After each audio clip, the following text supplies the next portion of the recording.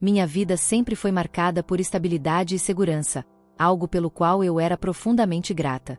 Cresci admirando meu pai, Eduardo Mendes, um homem que não apenas acumulou uma fortuna ao longo da vida, mas que fez disso uma missão para mudar o mundo. Ele acreditava no poder transformador da riqueza quando utilizada para o bem coletivo, especialmente para criar oportunidades para pessoas que nunca tiveram uma chance real. Meu nome é Clara Mendes, tenho 29 anos, e até pouco tempo atrás, vivia convencida de que o mundo era um lugar justo.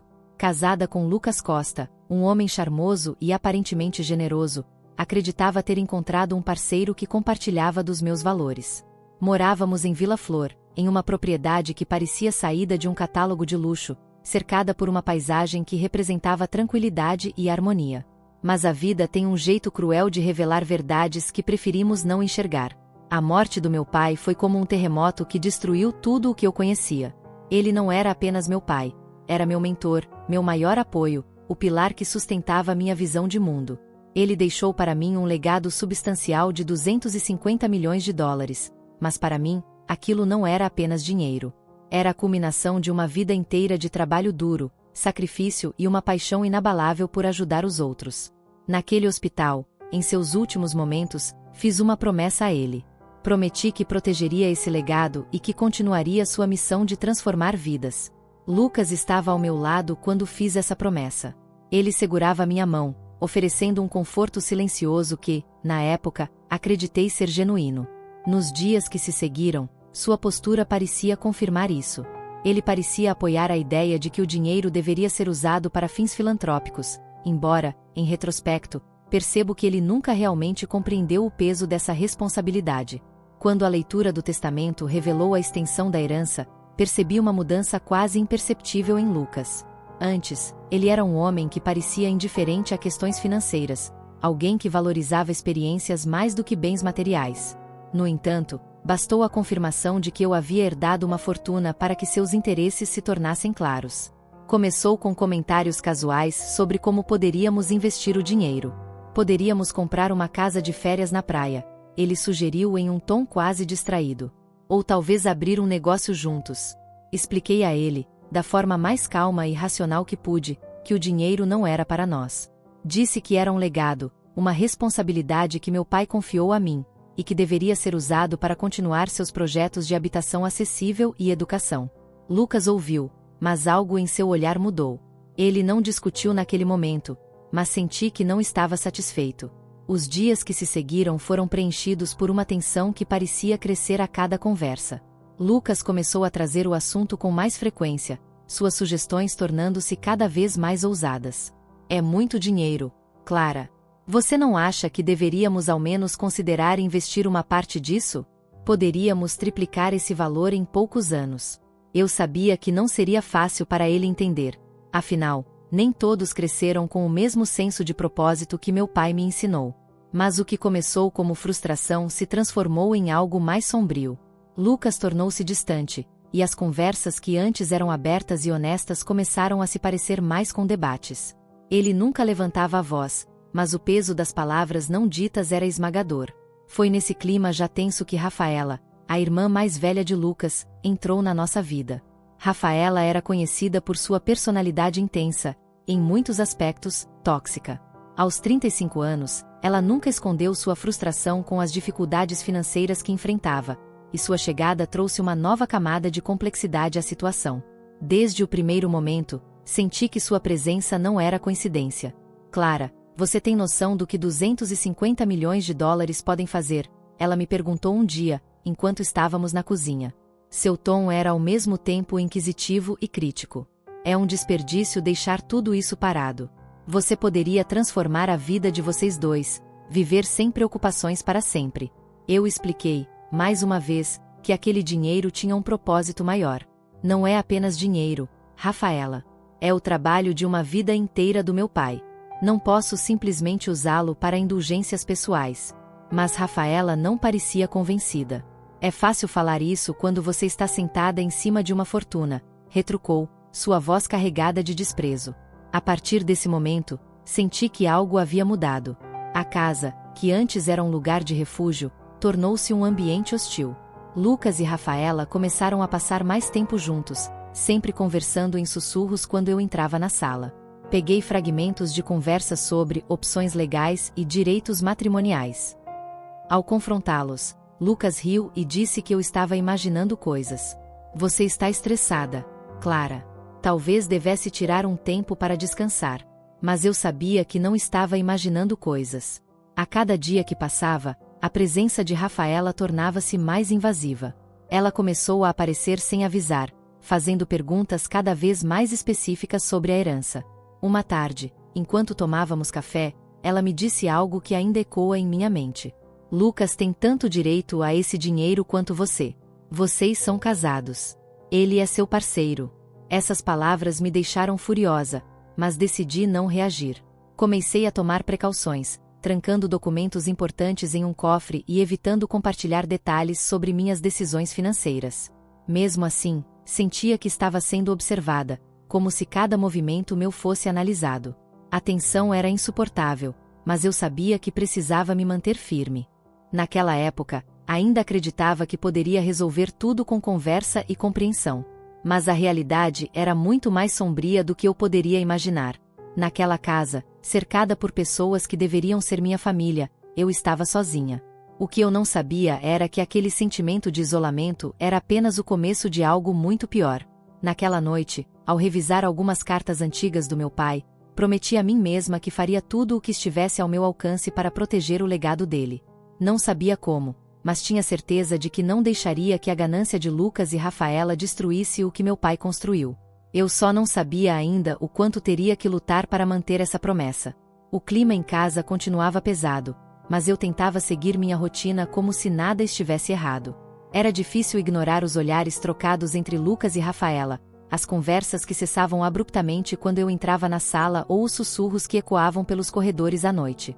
Cada gesto, cada palavra deles parecia carregado de algo que eu ainda não conseguia decifrar completamente, mas que me deixava cada vez mais desconfortável. Tudo veio à tona numa tarde específica. Eu estava no escritório, revisando alguns papéis do meu pai, quando ouvi vozes vindas do andar de baixo. Levantei-me silenciosamente e caminhei até o topo da escada, de onde podia ouvir a conversa sem ser vista. Era Rafaela, falando com um tom mais sério do que de costume. Ela está adiando demais isso, Lucas. Precisamos agir. Você sabe que, legalmente, você tem direito.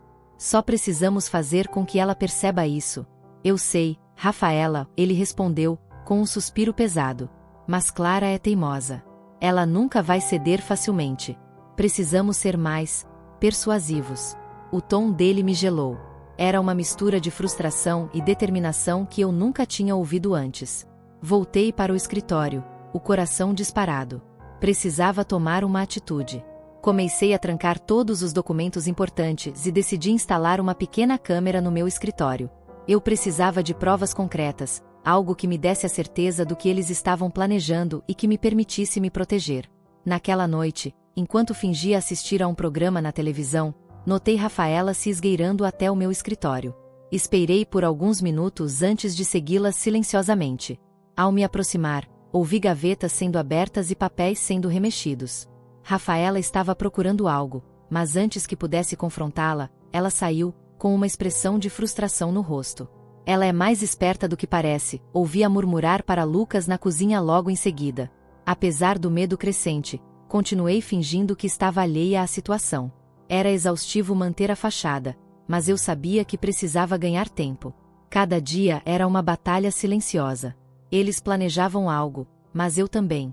A situação atingiu um novo nível quando Rafaela começou a aparecer com advogados e documentos. Clara, esses papéis são apenas para facilitar a gestão do patrimônio, ela disse com um sorriso falso. Lucas pode te ajudar a organizar tudo. Recusei educadamente, mas a pressão só aumentava. Um dia, durante o café da manhã, Lucas finalmente perdeu a paciência. Por que você está dificultando tanto, Clara? Somos uma família. Esse dinheiro deveria beneficiar a todos nós. Eu permaneci calma, mas firme. Lucas, você sabe o que esse dinheiro significa para mim. Não é sobre nós, é sobre o legado do meu pai. Eu não vou abrir mão disso. Ele me lançou um olhar que misturava raiva e desapontamento, enquanto Rafaela revirava os olhos, murmurando algo sobre eu ser egoísta. O ápice desse conflito aconteceu quando, numa noite, ouvi gritos vindos da sala de estar. Desci as escadas e encontrei Lucas e Rafaela discutindo. Não posso continuar assim, Rafaela, ele disse, exaltado. Se ela não ceder, tudo isso será inútil. Não podemos continuar esperando. Então faça algo, ela retrucou. Você é o marido dela. Mostre que está no controle. Pare de esperar que ela mude de ideia sozinha. A tensão entre eles era palpável, mas naquele momento, não me importei em intervir. Voltei para o meu quarto, trancando a porta atrás de mim. Precisava agir rapidamente. Comecei a gravar suas conversas, escondendo pequenos dispositivos pela casa. Cada palavra, cada plano que eles articulavam era mais uma peça do quebra-cabeça que eu precisava montar. Uma das gravações mais reveladoras aconteceu na tarde seguinte, enquanto eu fingia estar fora. Lucas e Rafaela estavam na sala de estar, e a conversa foi clara o suficiente para me fazer tremer. Ela acha que está no controle, mas não tem ideia do que estamos planejando, Rafaela disse, sua voz carregada de desprezo. É só uma questão de tempo até ela ceder. Lucas respondeu, num tom mais baixo, mas igualmente ameaçador. Se ela não ceder, Rafaela, faremos com que ela ceda. De um jeito ou de outro. Eu sabia que aquela era a confirmação do que temia há semanas. Não era apenas uma disputa familiar ou um conflito de interesses. Eles estavam dispostos a cruzar qualquer limite para conseguir o que queriam. Naquela noite, enquanto Lucas dormia, vasculhei o escritório dele e encontrei documentos que me deixaram em choque.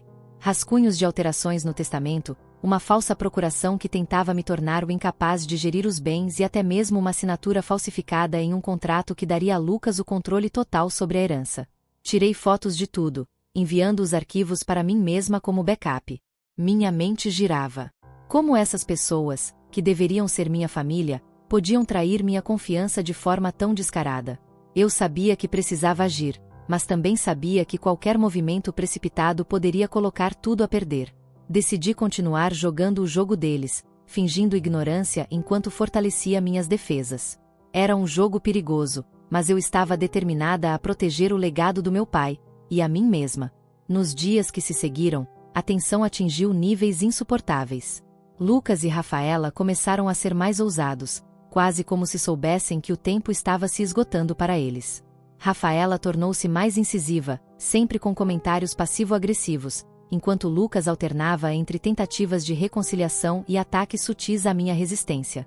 Eu mantinha a fachada de calma e ignorância, mas internamente, estava preparada para o próximo movimento. Uma tarde, enquanto fingia estar no jardim, ouvi vozes vindas do meu escritório. Andei silenciosamente até a janela lateral, onde consegui escutar a conversa com clareza. Lucas estava dizendo, com frustração evidente, ela não vai assinar nada, Rafaela. Ela está mais esperta do que pensamos.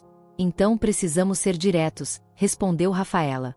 Se ela não quer ceder, faremos com que ceda. Ela não tem ninguém além de você. Use isso a seu favor. Era exatamente o que eu temia. Eles estavam escalando a manipulação, preparando-se para tomar medidas mais drásticas.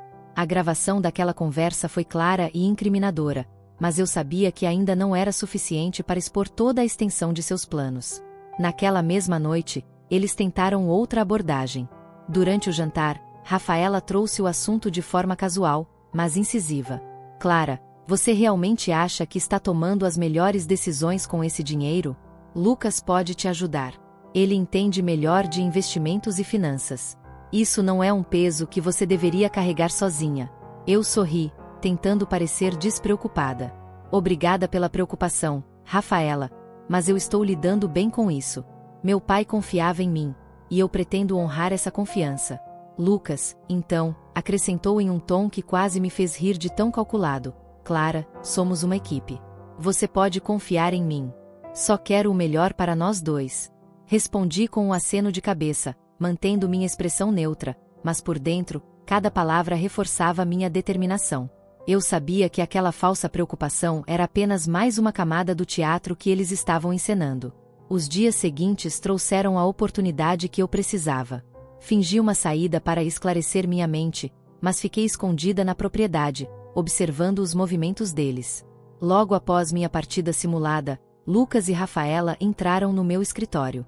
A câmera que eu havia instalado capturou tudo, Rafaela mexendo em papéis e murmurando sobre a necessidade de forçar minha assinatura, enquanto Lucas argumentava que eu não deixaria outra opção a eles.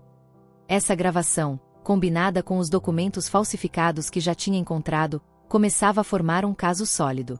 Mas eu queria mais. Precisava de algo tão claro e inegável que nem eles pudessem escapar das consequências. Foi então que Rafaela sugeriu algo que me arrepiou até os ossos. E se organizarmos um jantar com alguns advogados? Nada formal, apenas uma conversa. Podemos manipulá-la a assinar algo ali, com testemunhas. Se ela se recusar, teremos uma desculpa para avançar com medidas legais mais agressivas. Lucas hesitou por um momento, mas acabou concordando. Pode funcionar. Clara tem essa necessidade de parecer educada e cortês. Podemos usar isso contra ela. Eu precisava antecipar esse movimento.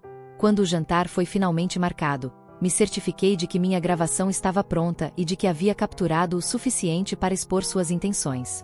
Eles ainda não tinham ideia de que eu estava ciente de tudo. No jantar, Rafaela tentou suavizar a abordagem, apresentando os advogados como amigos da família. Eu joguei meu papel à perfeição, sorrindo educadamente e ouvindo atentamente. Quando o momento crucial chegou, e me pediram para assinar um documento simples para facilitar a gestão dos fundos, eu sorri e disse: "Ah, claro, mas só depois que eu tiver certeza do que estou assinando. Preciso enviar isso para meu advogado antes." O desconforto no rosto de Rafaela foi evidente, e Lucas não conseguiu esconder sua irritação. Ainda assim, mantiveram as aparências, fingindo que era apenas uma formalidade. Eu sabia que os estava deixando frustrados, mas precisava manter o controle até o momento certo. Minha oportunidade final chegou poucos dias depois. Lucas e Rafaela tiveram uma discussão acalorada enquanto eu fingia estar no quarto. "Você não deveria ter deixado ela escapar assim, Lucas." Rafaela gritou. "Estamos ficando sem tempo, e se não resolvermos isso logo, ela pode descobrir o que estamos fazendo." Lucas retrucou, a voz carregada de raiva. "Eu estou tentando, Rafaela. Mas ela não é tão ingênua quanto você pensa." Aquilo era tudo o que eu precisava. A gravação daquela conversa selou o destino deles. Eu sabia que tinha todas as provas para desmascará-los e para proteger o legado do meu pai. A sensação de alívio misturada à tensão era quase esmagadora. Lucas e Rafaela haviam mostrado até onde estavam dispostos a ir. Agora era minha vez de agir, e eu não pretendia falhar. Com todas as provas reunidas, decidi que era hora de agir. Eu sabia que confrontar Lucas e Rafaela diretamente não era uma opção segura. Eles eram calculistas, mas suas ações também haviam se tornado descuidadas, e isso seria a chave para desmascará-los. Precisava de um cenário público, onde eles não tivessem como manipular a situação a seu favor.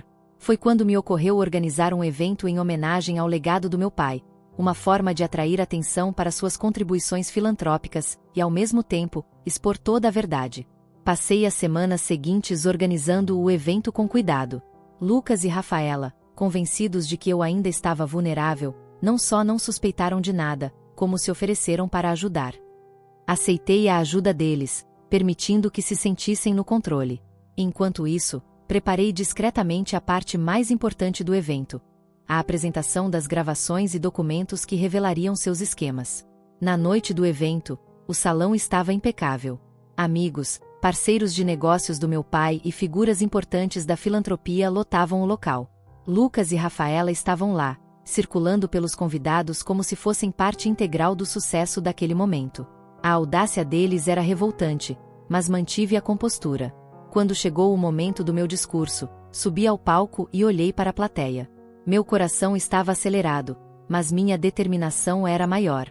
Comecei falando sobre o trabalho do meu pai, sua paixão por criar impacto positivo e como ele havia dedicado sua vida a melhorar a vida de outras pessoas. A emoção em minha voz era genuína, e percebi que os convidados estavam completamente envolvidos.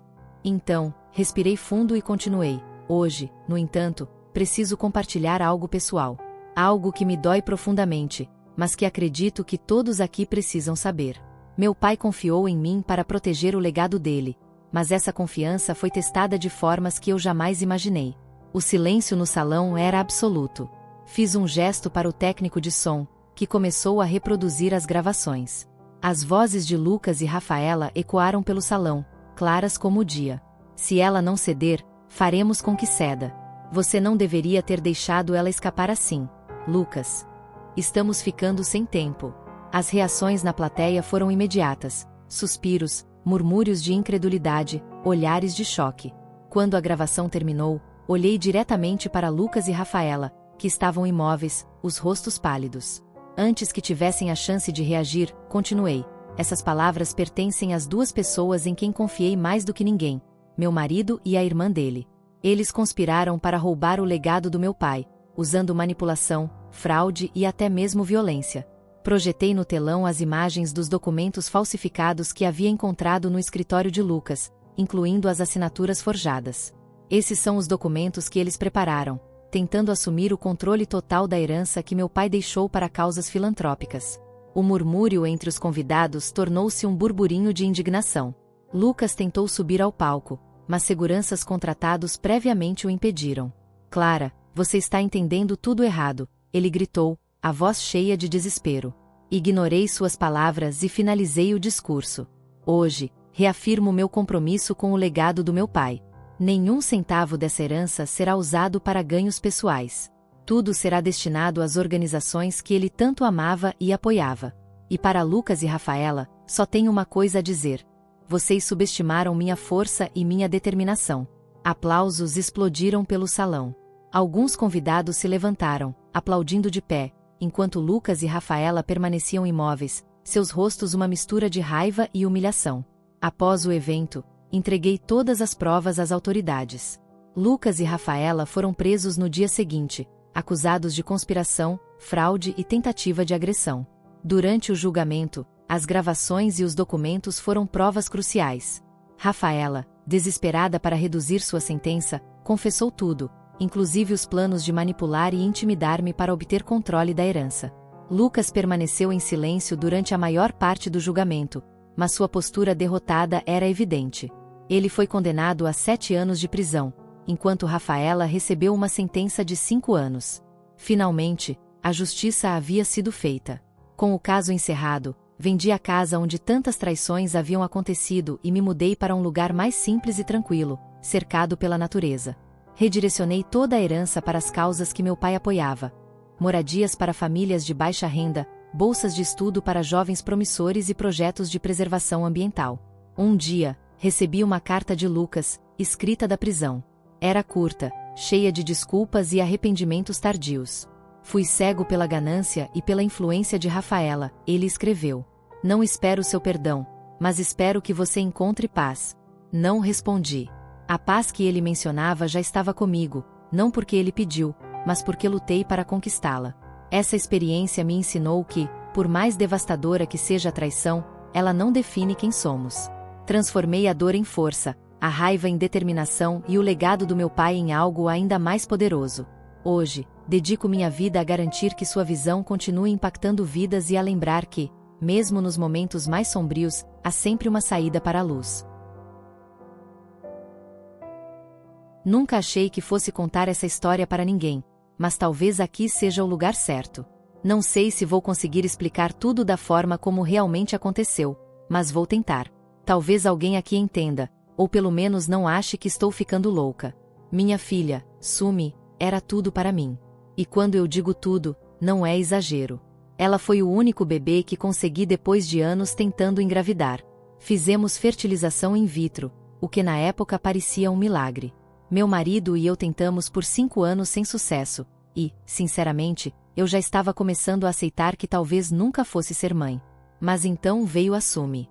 Ela chegou como um presente, como se Deus tivesse resolvido o que eu finalmente merecia. Eu larguei o trabalho para cuidar dela. Tudo girava ao redor dela. Se ela queria um brinquedo, ela tinha. Se queria um vestido, eu comprava. Não importava o preço. Meu marido dizia que eu mimava demais, mas eu só pensava que, depois de tudo o que passamos para tê-la, ela merecia o mundo. Só que, com o passar dos anos, percebi que talvez eu estivesse errada. Sumi era difícil. Não era só birra de criança. Ela era mandona, tinha uma energia que eu não conseguia controlar. Na escola, sempre tinha algum problema, uma briga com os colegas, um puxão de cabelo, uma professora reclamando que ela não ouvia ninguém. Quando ela cortou o cabelo de uma amiga na 3ª série, eu quase enlouqueci.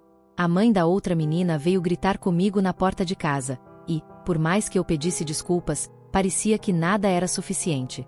Pagamos pelos danos, claro, mas aquilo ficou marcado. Acho que foi a primeira vez que percebi que minha forma de educá-la podia estar saindo pela culatra. Quando ela entrou na adolescência, as coisas pioraram. Sumi tinha sempre uma resposta na ponta da língua, e parecia que cada regra que eu colocava era um desafio para ela quebrar. Meu marido tentava ajudar, mas ele era mais duro do que eu, e isso só fazia ela se afastar mais.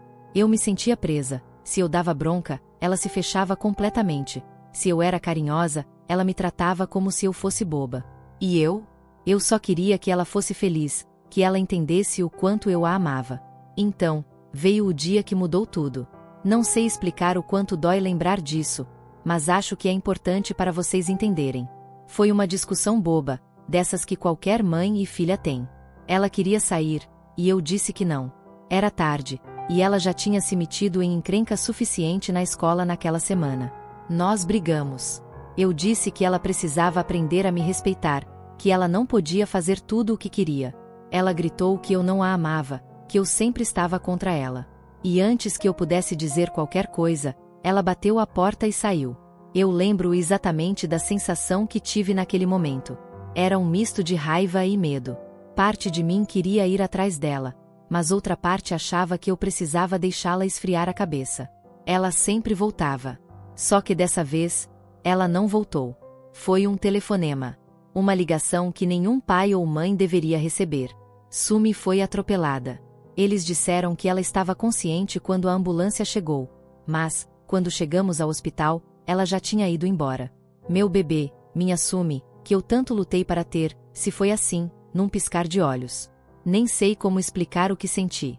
É como se uma parte de mim tivesse morrido junto com ela. Os dias seguintes foram um borrão. O velório, as pessoas tentando consolar a gente, as palavras que soavam vazias. Meu marido chorava escondido, mas eu via. E eu? Eu só conseguia pensar no que eu tinha feito de errado. Por que deixei ela sair? Por que não fui atrás dela? Por que não a abracei naquele último momento? Depois que as coisas se acalmaram um pouco, comecei a arrumar o quarto dela. Não sei porquê, mas me senti obrigada. Talvez fosse minha maneira de me conectar com ela de alguma forma. Foi aí que encontrei algo que me fez parar.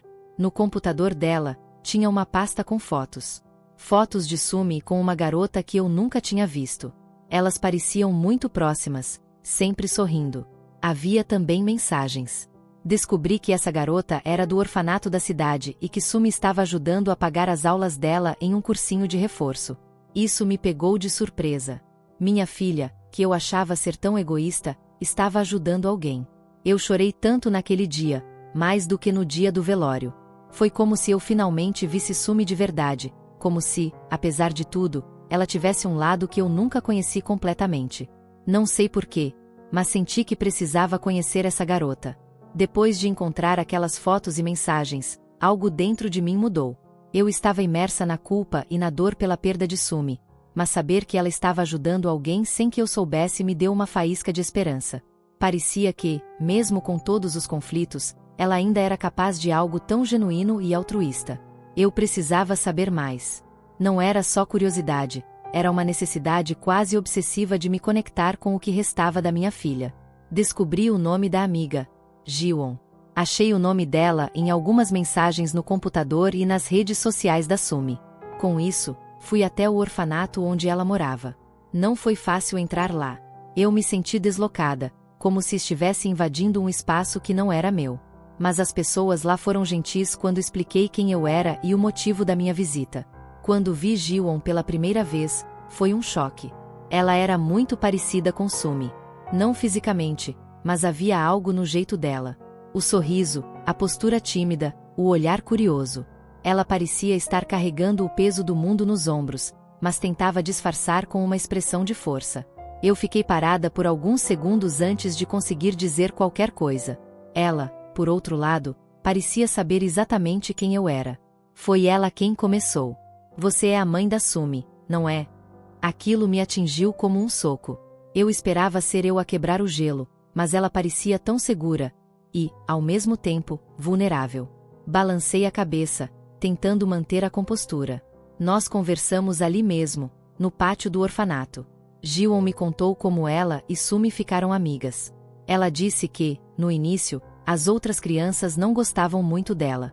Era porque eu era a garota do orfanato, explicou, com um sorriso triste.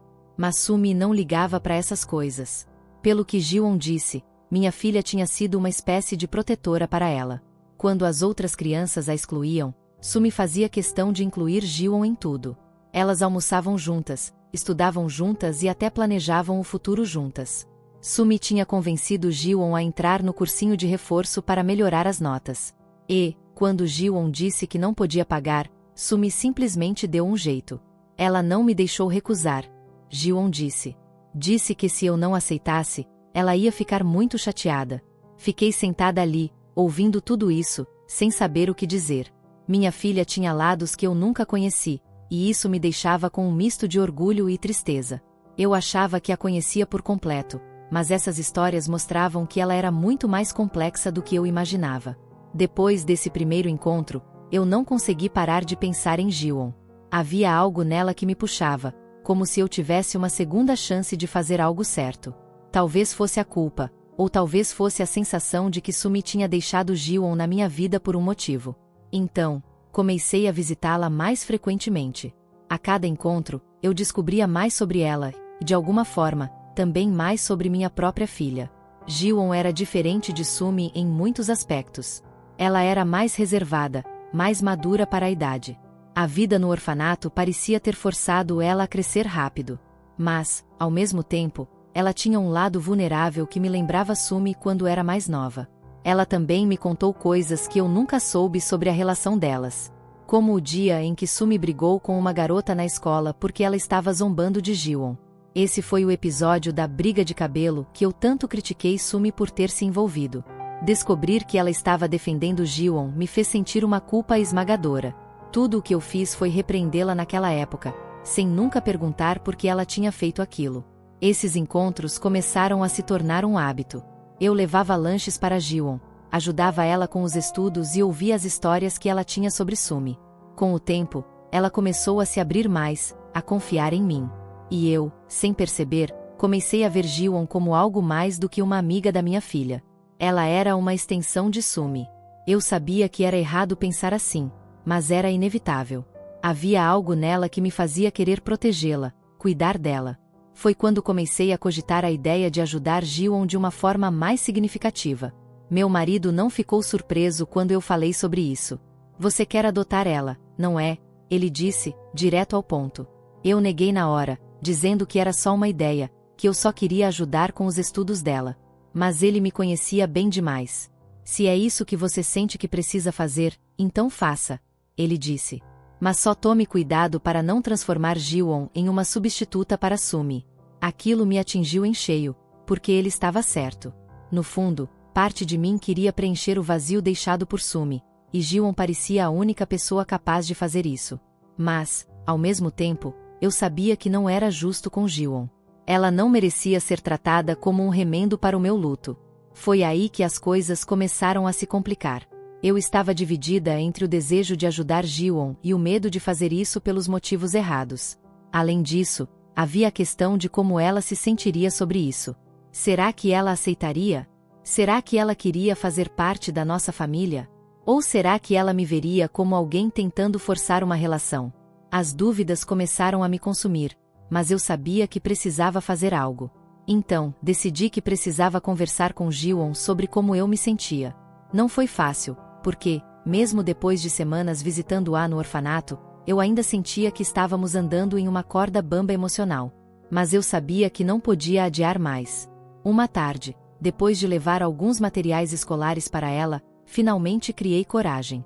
Ji-won, posso te perguntar uma coisa? Algo sério. Ela me olhou com aquele jeito calmo dela, mas, ao mesmo tempo, parecia tensa. Claro, o que foi? Eu hesitei, tentando escolher as palavras. Você já pensou em como seria ter uma família novamente? Ela ficou quieta por um momento. O silêncio foi tão longo que eu quase me arrependi de ter perguntado. Quando ela finalmente respondeu, sua voz era baixa, quase como um sussurro. Já pensei, mas não acho que isso vá acontecer comigo. Por que não? Perguntei, sem pensar. Ela suspirou. Porque eu já sou velha para isso.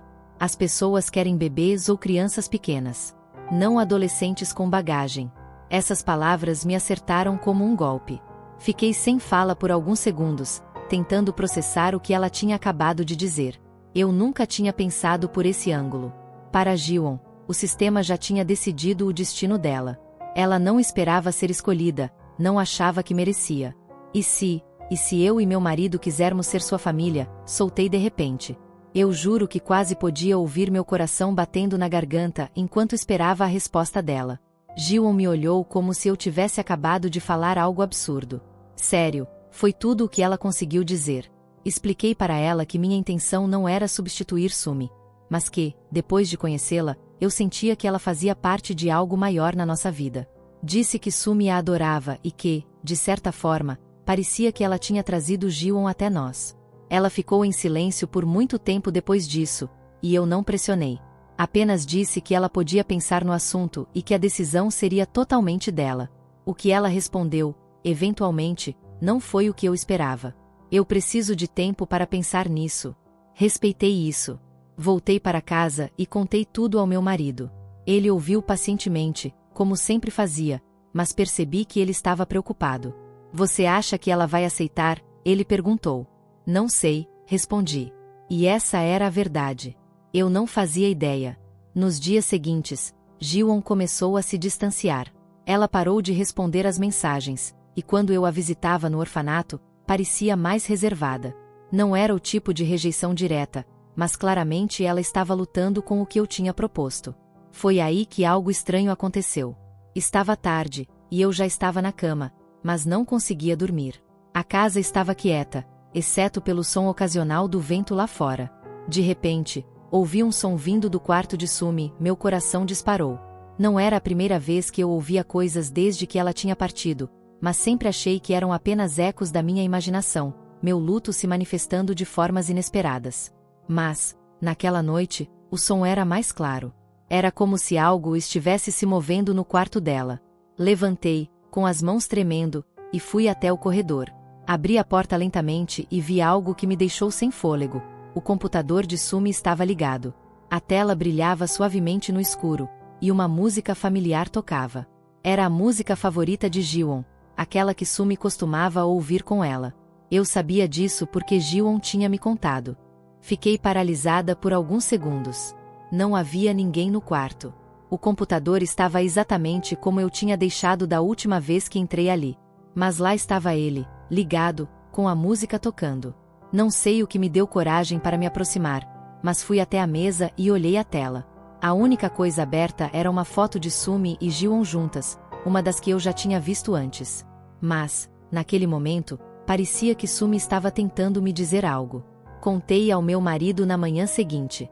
Ele é cético por natureza e tentou encontrar explicações racionais. Talvez o computador tenha ligado sozinho. Isso acontece às vezes. Mas, para mim, não parecia coincidência. E o mais estranho foi o que aconteceu depois. Alguns dias depois, Ji-won me procurou no orfanato. Ela estava diferente, mais calma, como se tivesse resolvido algo dentro de si. Eu sonhei com a Sumi, ela disse. Minha respiração ficou presa por um instante. Sério? O que aconteceu no sonho? Ela sorriu, mas seus olhos estavam cheios de lágrimas. Ela me disse para não ter medo. Disse que eu merecia ter uma família, que você e o seu marido eram bons para mim. Eu fiquei ali, sem palavras, porque aquilo parecia um sinal. Como se Sumi estivesse realmente nos guiando. Perguntei se Ji-won já tinha pensado sobre a nossa conversa, e ela disse que estava pronta para tentar. Acho que nunca vou me sentir completamente pronta, ela disse. Mas, se você estiver disposta a me dar uma chance, eu gostaria de tentar. A partir daquele momento, tudo mudou. Meu marido e eu começamos os trâmites para a adoção, mas isso trouxe novas complicações. Ji-won tinha seus medos, e eu também. Não era fácil para ela confiar totalmente em alguém depois de tantos anos no orfanato. E, para mim, havia o desafio constante de separar Ji-won da memória de Sumi. Mas, mesmo com todas as dificuldades, algo em mim dizia que estávamos no caminho certo. Ji-won começou a passar mais tempo conosco, e a conexão entre nós cresceu. Ela ainda tinha dias ruins, momentos em que se fechava, mas, aos poucos, começamos a formar algo que se parecia muito com uma família. Ainda havia perguntas sem respostas sobre o computador e os sonhos. Mas, no fundo, eu sentia que Sumi estava nos guiando, de uma forma ou de outra. Talvez fosse só meu coração tentando encontrar consolo, ou talvez fosse real. Não sei. Mas, a cada dia, eu tinha mais certeza de que Ji-won não tinha entrado na nossa vida por acaso. Os primeiros dias com Ji-won em casa foram estranhos, mas não no mau sentido. Era como aprender a andar de bicicleta de novo, só que dessa vez com alguém na garupa. Eu e meu marido nos pegávamos tentando equilibrar as memórias de Sumi com a realidade de ter Ji-won conosco. Ela também parecia desconfortável às vezes, como se não quisesse ocupar um espaço que achava não ser dela. Mas, aos poucos, fomos encontrando um ritmo. Começamos com coisas simples: jantares em família, passeios aos fins de semana, pequenas conversas à noite sobre como tinha sido o dia. Era diferente de como era com Sumi, mas, de alguma forma, parecia certo. Eu via Ji-won relaxar um pouco mais a cada dia, e isso me dava esperança. Ainda assim, o processo não foi sem complicações. Ji-won era muito independente, algo que claramente vinha dos anos no orfanato. Ela tinha dificuldade em aceitar ajuda, especialmente quando se tratava de coisas como roupas novas ou materiais escolares. Eu posso usar as minhas coisas antigas, ela dizia, sempre tentando minimizar o que precisava. Foi em uma dessas situações que tivemos nossa primeira grande conversa como família. Eu a levei ao shopping para comprar roupas novas. Era algo simples, mas ela parecia extremamente desconfortável. Quando tentei convencê-la a experimentar um casaco mais caro, ela simplesmente explodiu. "Por que você está fazendo isso?", perguntou ela, quase chorando. "Eu não preciso disso tudo. Eu estou bem com o que tenho." Eu também me emocionei, porque entendi o que ela queria dizer. Ela não queria ser um peso, não queria que eu sentisse que estava fazendo um grande sacrifício. Mas, naquele momento, precisei deixar claro que ela não era um fardo. "Ji-won, você faz parte da nossa família agora. Não estamos fazendo isso porque sentimos pena de você, nem porque achamos que temos que fazer. Fazemos porque queremos. Porque você merece. Por favor, me deixe cuidar de você." Ela ficou em silêncio por um momento, mas, eventualmente, concordou. A partir daí, as barreiras começaram a cair, ainda que lentamente. A maior mudança aconteceu quando Ji-won começou a me chamar de mãe. A primeira vez foi completamente inesperada. Estávamos na cozinha, preparando o jantar, e ela simplesmente disse: "Mãe, você quer que eu pique essas cebolas também?" Eu quase derrubei a panela que estava segurando. Meu coração disparou, e eu fiquei paralisada por um segundo. Ela percebeu minha reação e tentou disfarçar, como se não tivesse dito nada demais. Mas, para mim, foi um marco. Não mencionei isso naquele momento, porque não queria deixar as coisas estranhas para ela. Mas, quando ela subiu para o quarto, eu chorei. Não de tristeza, mas de um misto de alegria e alívio. Foi ali que percebi que estávamos no caminho certo, que Ji-won realmente estava começando a se sentir em casa. Enquanto isso, os trâmites da adoção avançavam. O orfanato foi muito receptivo ao processo, e a diretora me disse que Ji-won sempre foi uma das crianças mais queridas por lá. Mas havia uma parte de mim que ainda temia que algo pudesse dar errado, que ela mudasse de ideia ou que algo no processo fosse barrado. Esse medo se intensificou na véspera do dia em que o juiz oficializaria a adoção. Naquela noite, sonhei com Sumi pela primeira vez desde que Ji-won veio morar conosco. No sonho, Sumi estava sentada no quarto dela, olhando pela janela. Eu me aproximei e sentei ao lado dela. Ela parecia calma, em paz. "Você está bem, mãe?", perguntou ela, virando-se para mim. Eu não sabia o que responder. Comecei a chorar, dizendo que sentia tanto a falta dela, que nada parecia certo sem ela aqui. Mas Sumi apenas sorriu. "Eu sei, mãe. Mas você está indo bem. Eu sabia que você cuidaria dela. Por isso eu trouxe Ji-won para você. Ela precisa de você, e você precisa dela." Acordei com as lágrimas escorrendo pelo rosto. Meu marido, preocupado, perguntou o que tinha acontecido, mas eu só consegui dizer: Sumi. Ela está em paz. Foi o momento em que, pela primeira vez, senti que estava fazendo a coisa certa, que Ji-won não era um substituto, mas uma nova parte da nossa família, algo que Sumi teria querido. No dia seguinte, quando a adoção foi oficializada, algo mudou dentro de mim.